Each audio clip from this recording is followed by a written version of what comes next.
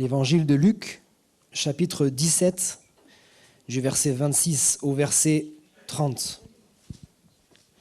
Je répète, évangile de Luc, chapitre 17, du verset 26 jusqu'au verset 30. Nous lisons ensemble. Ce qui arriva du temps de Noé arriva de même au jour du Fils de l'homme. Les hommes mangeaient, buvaient, se mariaient et mariaient leurs enfants jusqu'au jour où Noé entra dans l'arche, le déluge vint et les fit tous périr. Ce qui arriva du temps de Lot également arrivera pareillement. Les hommes mangeaient, buvaient, achetaient, vendaient, plantaient, bâtissaient, mais le jour où Lot sortit de Sodome, une pluie de feu et de soufre tomba du ciel et les fit tous périr. Il en sera de même le jour où le Fils de l'homme paraîtra. Amen. Dans ce passage d'écriture, si vous avez remarqué, il y a une expression qui revient 3 fois. Le jour où. Le jour où. Il est dit d'abord le jour où Noé entra dans l'arche. Ensuite, il est dit le jour où Lot sortit de Sodome. Et puis dernièrement, le jour où le Fils de l'homme paraîtra. Le Fils de l'homme paraîtra. Et je voudrais vous parler de ces 3 jours, de ces 3 moments dans notre vie en fait, des étapes de notre vie, des moments où on doit prendre une décision. Il est dit d'abord dans ce passage ce qui arriva du temps de Noé. Et il est important pour chacun d'entre nous d'apprendre à discerner les temps. Apprendre à discerner les temps. Le temps que nous sommes en train de vivre, par exemple, est un temps solennel. C'est un temps sérieux. On est dans la présence de Dieu, je le répète. C'est un temps, c'est pas juste 1 heure. En fait, finalement, ça passe vite 1 heure. On va passer juste 1 heure ensemble. Ça passe vite 1 heure, mais c'est pas juste 1 heure parmi tant d'autres. C'est pas juste une parenthèse dans notre vie. C'est un rendez-vous divin. C'est pas un moment anodin, c'est un rendez-vous divin. C'est le moment où Dieu a voulu nous accueillir dans sa présence, nous inviter dans sa présence pour parler à notre cœur. Il a ce désir. Le Dieu créateur veut parler à sa création. Le Père veut parler à ceux qui vont, je l'espère, devenir ses enfants. Dieu a envie de parler à chacun d'entre nous ce soir. Et pendant cette heure-là, voilà pourquoi nous avons voulu commencer par la prière pour disposer notre cœur à entendre la voix de Dieu. Disposer notre cœur à entendre la voix de Dieu. Être capable de discerner les temps que nous sommes en train de vivre, les temps de la fin. Les mœurs ont complètement changé. Ce qui était autrefois appelé mal, c'est maintenant appelé bien. Ce qui était autrefois appelé bien, c'est appelé mal. Un petit exemple, ma fille faisait une sortie scolaire ce matin, et dans la sortie scolaire, ils étaient en train de fouiller une grotte, etc. Alors il a fallu qu'elle donne des dates, et on a toujours appris les dates avec avant Jésus-Christ, après Jésus-Christ. Vous savez, les enfants, ils en ont là-dedans. Hein. Alors la dame, elle n'arrêtait pas de dire, il y a 300 000 ans. Il y a ceci, il y a cela, dit, et il y a un petit, il a dit, mais à partir de quand? Elle était gênée, elle n'avait pas envie de prononcer avant Jésus-Christ. Alors elle dit, avant la nouvelle ère, avant l'an 0. C'était bien de prononcer le nom de Jésus-Christ, même ça, on veut le mettre de côté. C'était bien de se garder pur jusqu'au mariage, mais ça, c'est complètement bafoué. Ce qui était appelé mal, maintenant, ça va, c'est pas si mal, vas-y, amuse-toi, profite. Nous sommes en train de vivre les temps de la fin. Crise économique. Et sans vouloir vous décourager, ce n'est pas censé s'arranger. Crise écologique. La terre, elle va de pire en pire. Même les non-croyants sont en train de dire c'est la fin du monde. C'est la fin du monde. Si on continue comme ça, la terre va se détruire. Dans le monde, on en parlait encore avec le frère Bruno Oldani. Il disait, vous savez, on entend parler de plus en plus de cette génération Z. Les années 2000, c'est la génération Z, c'est la dernière génération. Même les non-croyants disent, c'est la fin, c'est terminé. Alors nous devons apprendre à discerner les temps que nous sommes en train de vivre pour ne pas passer à côté des occasions que Dieu nous donne de faire la paix avec lui, de marcher avec lui, de le retrouver, de l'accompagner. Du temps de Noé, les hommes se mariaient leurs enfants, ils mangeaient, ils buvaient. Autrement dit, ils étaient occupés aux choses terrestres. Occupés aux choses terrestres, tellement occupés qu'ils ne se préoccupaient pas des choses célestes. Les choses terrestres ne sont que passagères, et on le sait tous. Qu'on soit croyant ou athée, qu'on soit chrétien, juif, musulman, bouddhiste ou ce que vous voulez, on sait qu'il y a un moment donné où ça s'arrête. Ça, il n'y a pas besoin d'être très croyant pour le voir. On le voit tous. On a vu des personnes autour de nous quitter cette terre. Et il y a un moment donné où sur cette terre, ça s'arrête. Et pourtant, nous agissons en insensé. On court après des choses qui ne resteront que sur cette terre. Ton argent, tu ne l'emporteras pas dans ta tombe. Ta voiture, tu ne l'emporteras pas dans ta tombe. Tout ce que tu peux avoir sur cette terre, c'est bien pour toi, mais tu ne partiras pas avec. C'est passager. Et Dieu n'est pas contre ces choses. Dieu te dit, discerne les temps. Et il y a des priorités dans la vie. Il y a des priorités. Toi, tu cours après l'argent. Tu cours après une carrière professionnelle. Tu cours après amasser de l'argent pour acheter une maison, pour acheter une voiture, pour faire des voyages. Et j'insiste, Dieu n'est pas contre ces choses. Dieu n'est pas contre ces choses. Seulement, il dit, ce n'est pas la priorité.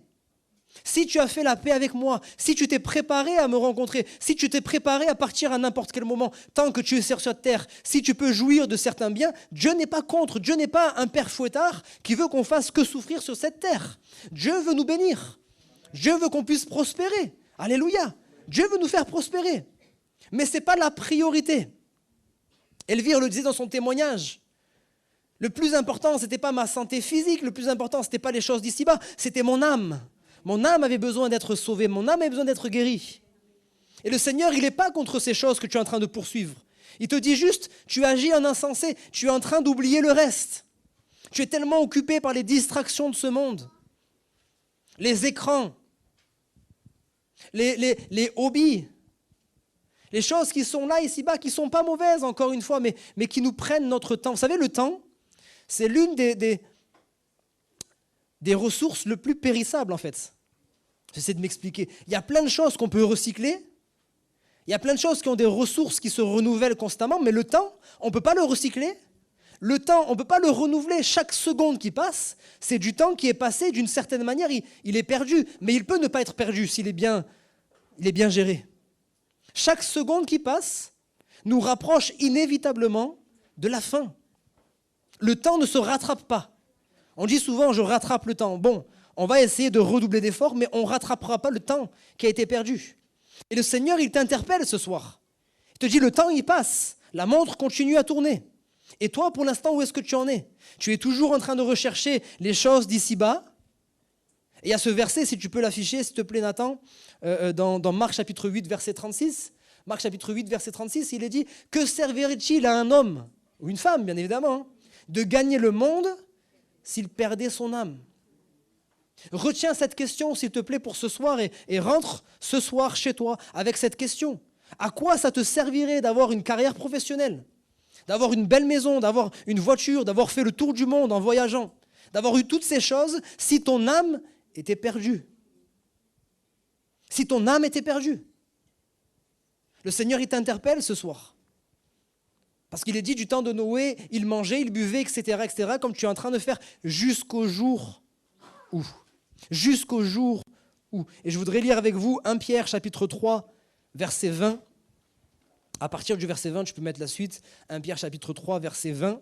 Et là, on prend au milieu d'une phrase. Donc, je vous explique juste avant ce qu'il est dit. Qui autrefois avait été, qui ça?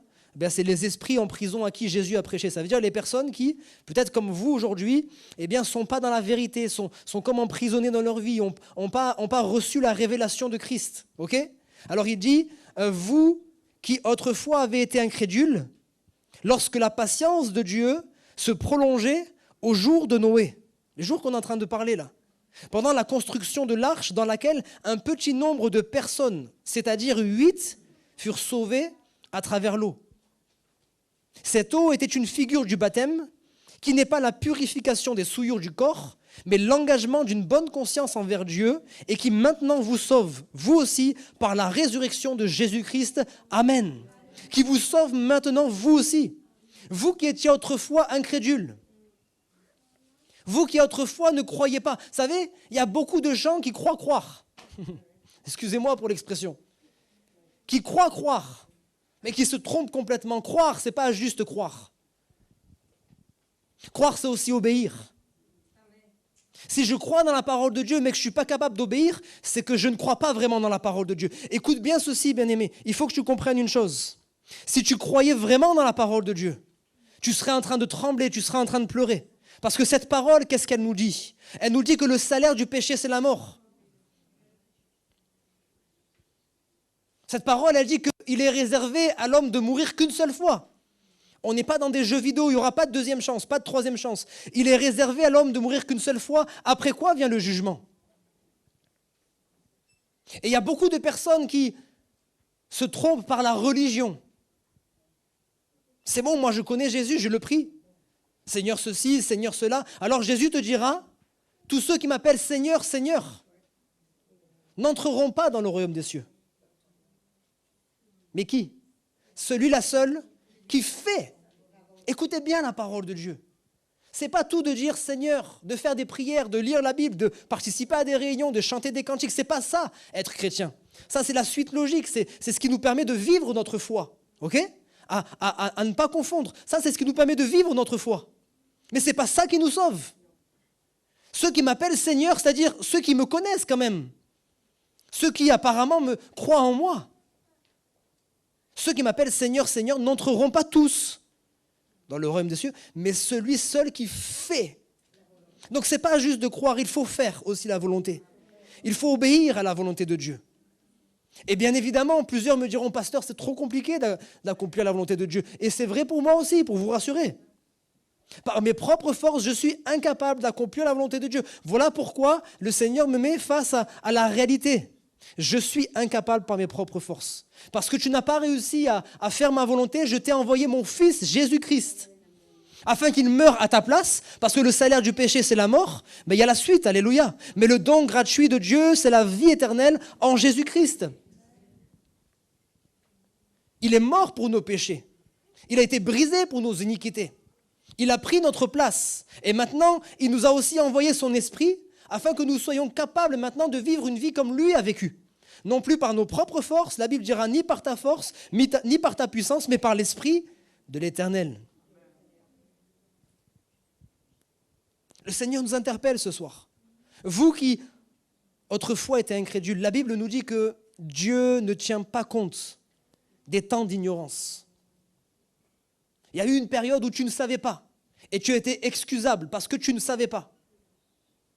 Dieu ne tient pas compte des temps d'ignorance, mais il t'appelle ce soir à te repentir, à changer de vie.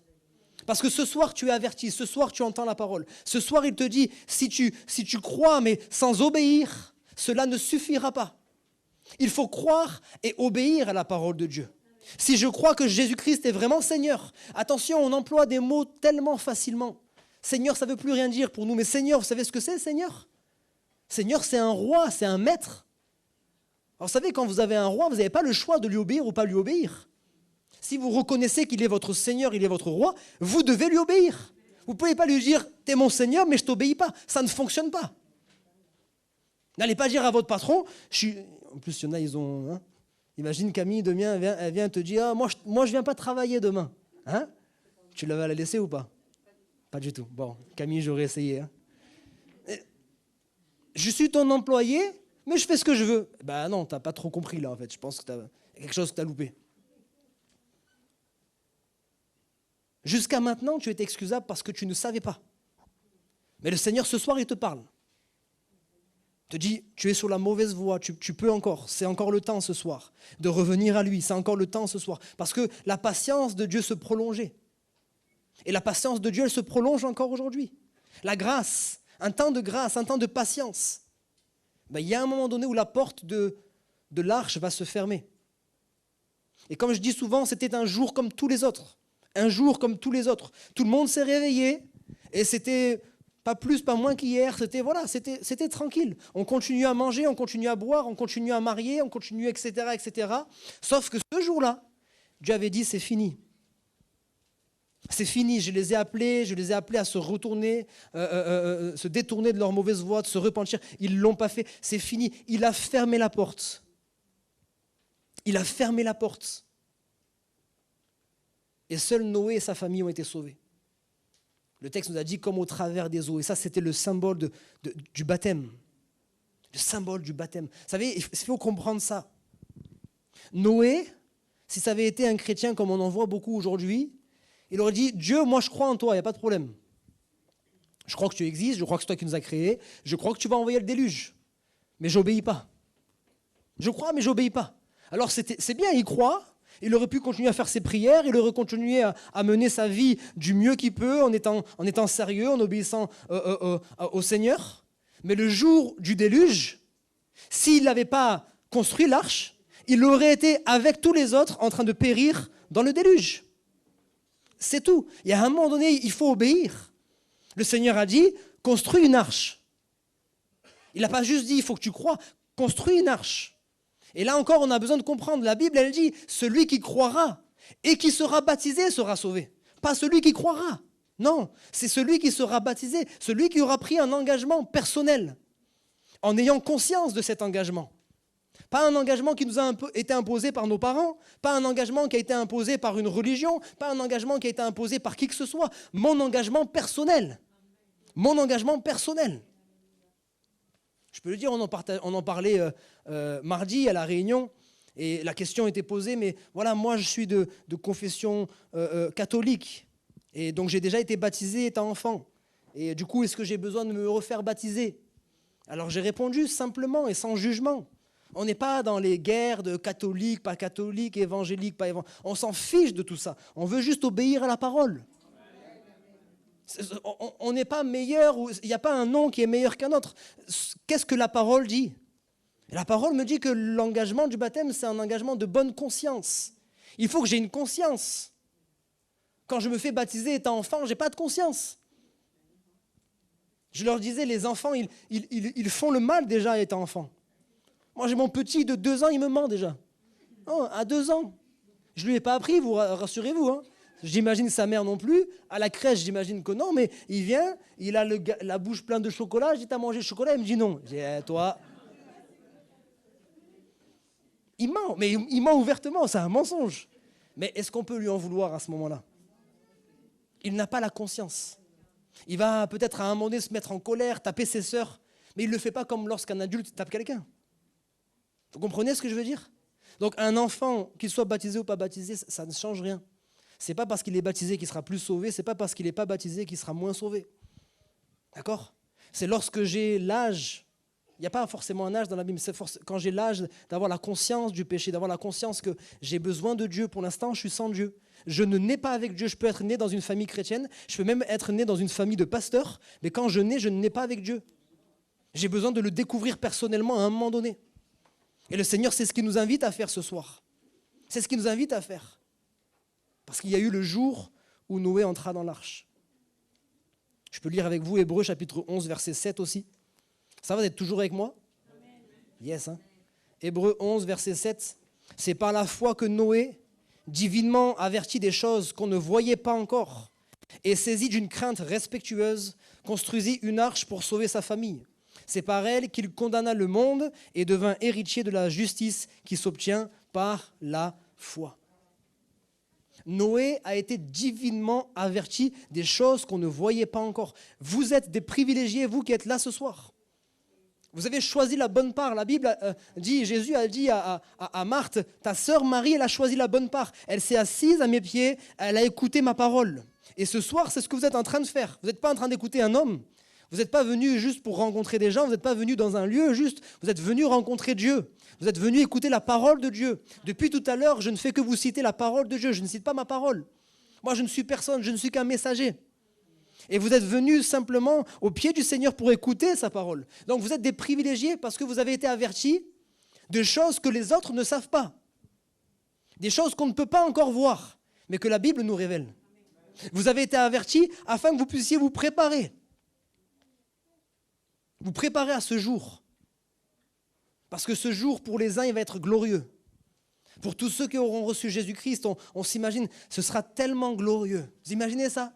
Quand Jésus va descendre sur les nuées et que nous allons monter à sa rencontre dans les airs. Quand toute la souffrance de cette terre, le péché, la douleur, la maladie, toutes ces choses vont disparaître et qu'on sera pour l'éternité avec Dieu sans plus aucune souffrance, plus aucune douleur, Roger, plus aucune angoisse, plus rien.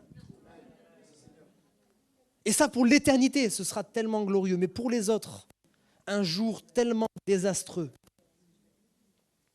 Un jour tellement désastreux. Il y a le jour où Noé a dû prendre la décision d'entrer dans l'arche. Il est entré dans l'arche et ça me fait penser obligatoirement à cette parole. Entrer par la porte étroite.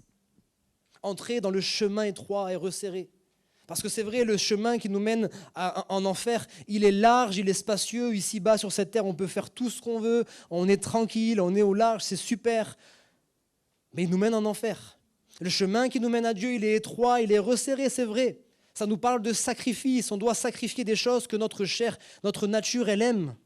Notre nature, elle est opposée à la volonté de Dieu. Elle nous pousse toujours vers les choses qui sont mauvaises. Mais il y a un moment donné, il faut sacrifier ces choses. Il y a un moment donné, sur ce chemin étroit et resserré, il faut s'humilier. Il faut se faire petit, parce que la Bible dit « Humiliez-vous sous la puissante main de Dieu, et il vous élèvera. » Alléluia. Le problème, c'est que nous, on veut s'élever. Et la Bible dit que Dieu résiste aux orgueilleux. Il abaisse ceux qui s'élèvent, et il élève ceux qui s'abaissent. Il dit « Humilie-toi devant moi, et c'est moi qui t'élèverai. » Alléluia. Ne cherche pas les choses élevées. Cherche les choses humbles, les choses simples, et c'est moi qui te donnerai les choses élevées. C'est moi qui te les donnerai. Noé est entré dans l'arche. Et puis ensuite, il est dit Lot, le jour où Lot sortit. Si Noé est entré, Lot est sorti. Et ça, c'est le second appel du Seigneur ce soir. Il t'invite à sortir de ton ancienne vie. Il t'invite à sortir du péché. Il t'invite à quitter la situation dans laquelle tu es aujourd'hui. Lot, c'est le neveu d'Abraham, pour faire très rapide. Il était dans une ville où le péché était tellement élevé que Dieu n'a pas pu résister, Dieu n'a pas pu attendre plus. Il a été obligé de mettre un terme à ce péché. Je ne peux même pas le citer, c'était horrible. Vous ne pouvez même pas imaginer, quand vous regardez les faits historiques, vous êtes loin d'imaginer tout ce qui se faisait. En particulier avec les enfants. Des sacrifices d'enfants et des choses bien pires encore. C'était vraiment une population, un peuple qui était allé au plus loin dans le mal. Et Dieu a été obligé de mettre un stop, une fin. Et avant de mettre une fin, il a voulu sauver une fois de plus. Alors il a appelé Lot, il a dit, il faut que tu sortes de là. Il faut que tu sortes de là. Et le Seigneur, il te dit, il faut que tu sortes de tes fréquentations. Parce qu'il y a des fréquentations dans ta vie, et tu le sais au fond de toi. C'est même des fréquentations malsaines. Vous savez, les fréquentations malsaines où, d'un côté, on aime bien être avec eux, mais au plus profond de nous, on sait très bien que ces personnes-là, elles ne sont pas là pour nous tirer vers le haut, mais plutôt pour nous tirer vers le bas. On le sait au fond de nous. Mais parce que c'est comme ça, parce qu'on est amis, parce que des fois c'est la famille, parce que ceci, parce que c'est là, on reste avec eux. Non. Le Seigneur te dit, il faut que tu sortes de ces fréquentations. Lot avait pris l'habitude d'être avec les gens de Sodome et de Gomorrhe. Certainement qu'ils s'étaient liés d'amitié avec certains d'entre eux. Ils s'étaient habitués à eux, mais le Seigneur a dit, sors d'entre eux, sors du milieu d'eux. Ne reste pas avec eux, parce que si tu restes avec eux, tu seras jugé comme eux. Tu as le choix, il ne t'obligera jamais à mettre fin à quoi que ce soit. Mais si tu restes, tu seras jugé comme eux. Le Seigneur, il te dit, c'est à toi de prendre tes décisions. C'est à toi de sortir du milieu d'eux. Sors de l'environnement de péché dans lequel tu es. Il y a des lieux que l'on fréquente qui nous poussent à pécher. Il y a des lieux, quand tu y vas, tu sais que tu ne feras pas le bien, tu feras le mal. Alors arrête d'aller dans ces lieux. Arrête de retrouver tes amis à tel endroit. Arrête de continuer d'avoir l'habitude d'aller encore à tel autre endroit. Il faut que tu cesses cela. Il faut que tu arrêtes. Sors du péché. Sors du péché. Et puis je pense aussi, bien évidemment, à Pierre. Pierre qui était en prison, et la Bible dit que Pierre sortit de prison d'une manière miraculeuse.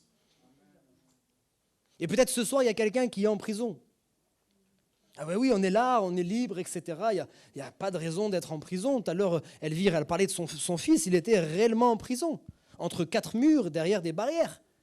Il y a des gens qui peuvent être libres ici, mais qui pourtant, à l'intérieur, sont en prison. Prison financière. J'ai contracté tellement de dettes que je suis obligé constamment d'essuyer mes dettes, de cumuler des emplois et pour pouvoir répondre à ces dettes.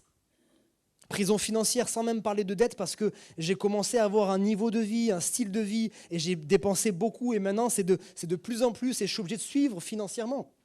Je me suis habitué aux meilleurs restaurants, je ne fais pas de pub, mais les meilleurs restaurants, ils sont à Monaco.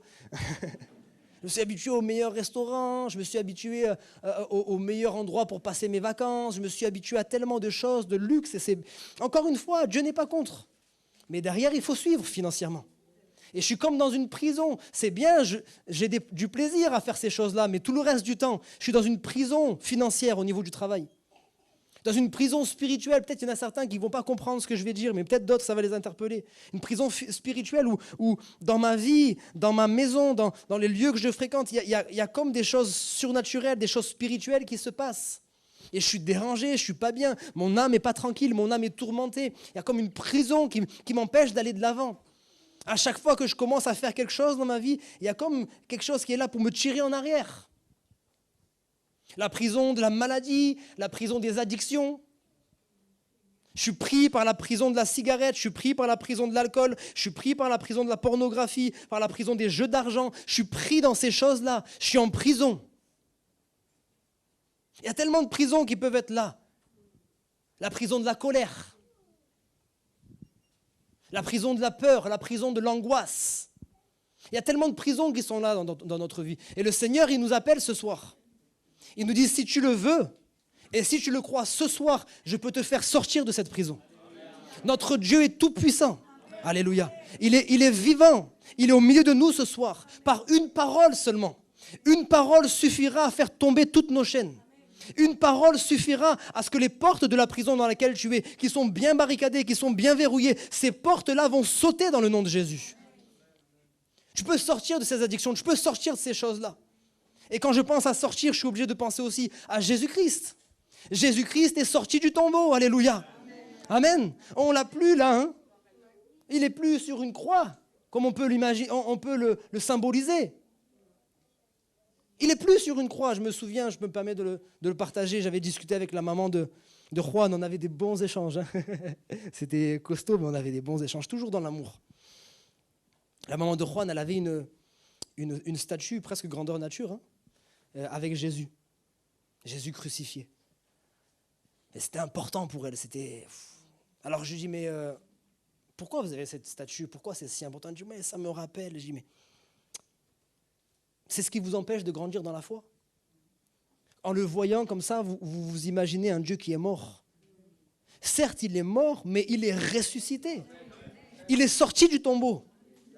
Je ne suis pas en train de te juger à cause de ta religion, je ne suis pas en train de te juger à cause de ces choses-là, mais il faut que tu comprennes que Jésus est réellement ressuscité. Je lui ai donné cette image. La maman de Juan, elle a eu à un moment donné un cancer. Elle a été guérie miraculeusement pour la première fois. Mais quand elle a eu le cancer, certainement, elle n'était pas en bon état. Alors je lui dis, maman, imaginez que Juan, là, dans sa maison, il a des photos de vous dans tout le salon.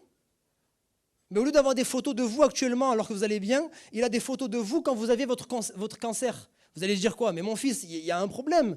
Pourquoi tu veux te souvenir du mauvais? Souviens-toi plutôt de ce que Dieu a fait. Alléluia. Alors voilà pourquoi nous croyons dans un Jésus-Christ qui est ressuscité, qui est vivant. Il a dit, je serai avec vous tous les jours. Amen. Il est là présent au milieu de nous par son esprit. Amen. Jésus, nous l'avons chanté, c'est le plus beau nom. Amen. Il est là, Emmanuel, Dieu qui est avec nous. Jésus, c'est celui qui nous sauve. Amen. Il est sorti du tombeau et il peut te faire sortir de toutes les prisons dans lesquelles tu es. Puis je voudrais terminer, c'est le dernier point. Il est dit le jour où le Fils de l'homme paraîtra. Parce que Jésus revient. Que vous le vouliez ou non, que vous le croyiez ou non, que vous soyez prêts ou non, Jésus revient. Il y a un temps qui est marqué. Il y a, comme nous l'avons vu, un temps de patience, et nous y sommes encore dans ce temps de patience. Il y a un temps de patience, mais comme pour Sodome et Gomorrhe, comme pour autrefois du temps de Noé, et il y a un temps où ces choses vont s'arrêter. Et Jésus va venir chercher son Église. Il va venir chercher ceux qui auront cru en lui et qui lui auront obéi, ceux qui l'auront aimé de tout leur cœur. Dieu n'est pas un Dieu qui te dit « Donne-moi un petit peu de ta vie, donne-moi un petit peu de ton temps. » Donne-moi un petit peu de ton énergie. Non, Dieu est un Dieu jaloux, c'est la Bible qui le dit. Et ce commandement, il est fort. Tu aimeras l'Éternel, ton Dieu, de tout ton cœur, de toute ton âme, de toute ta force, de toutes tes pensées. Je veux tout, te dit le Seigneur. Je veux tout, je ne veux pas juste les miettes. Je veux pas juste que tu me donnes les restes. Une fois que tu as fini de travailler, une fois que tu as fini de faire tes voyages, une fois que tu as fini de faire ceci, faire cela, tu me donnes le reste. Non, je veux tout. Je veux tout, mais je veux pas tout pour garder pour moi. Je veux tout pour te bénir. Je veux tout pour te donner plus encore. Je veux tout pour te sauver. Je veux tout pour prendre ta vie et faire de ta vie quelque chose de meilleur. Il revient chercher ceux qui auront cru en lui. Et le temps que nous, on se prépare, lui, il nous prépare une maison. Vous savez qu'il est en train de construire des maisons, là? Des belles maisons que vous ne pouvez même pas imaginer. Je cherche une maison pour Nîmes, là. D'ailleurs, priez pour ça. Mais elle sera petite, elle sera nulle par rapport à la maison qu'on aura au ciel. Le Seigneur nous prépare une maison magnifique pour le jour où il viendra nous chercher. Mais pendant que lui prépare la maison, il te dit, prépare-toi à la rencontre de ton Dieu. Prépare-toi.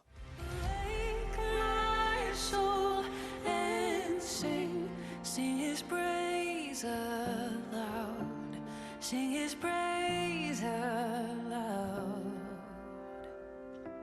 Oh, wake my soul and sing His praise aloud.